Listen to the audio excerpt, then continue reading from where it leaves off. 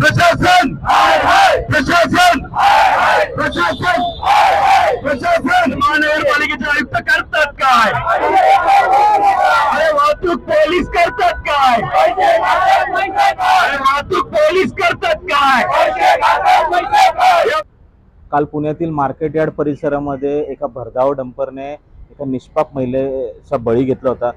त्याच्या निषेधार्थ आज मार्केट यार्ड परिसरामधील अनेक नागरिक रस्त्यावरती उतरून पुण्यातील जो प्रमुख चौक आहे गंगाधाम चौक त्या ठिकाणी रास्ता रोको आंदोलन केलं व पोलीस प्रशासन असेल महानगरपालिका असेल यांच्यावरती जोरदार टीका केली आहे व या ठिकाणातील काही प्रमुख मागण्या आहेत त्या त्यांनी मांडल्या जेणेकरून रस्ता सुरळीत होईल आणि अनेकशा अशा मागण्या त्यांच्या त्या आंदोलनामध्ये होत्या ते पूर्ण करण्याची मागणी या नागरिकांकडून करण्यात आली। त्यांना इथे डंपर वगैरे चालतात हे दिसत नाही का? फक्त आपण पावत्या फाडण्यासाठी आहे? या इथं पावत्या रोज चालू असतात, इथं रोज कारभार इथं चालू असतो आणि काल घटनास्थळी घटना घडल्यानंतर पाऊण तासाने पोलीस येतात। खिलारे साहेब आले होते, मला मान्य म्हणता येत अर्धा, पण तुम्ही पाऊण तासानंतर पोहोचला होता साहेब। हे एक नाही, इथं जमलेले 50 लोक सांगतील का पाऊण तास पोलिसाला लागतो जीव गेल्यानंतर। तो जीव किती कशा पद्धतीने तो जीव गेला होता।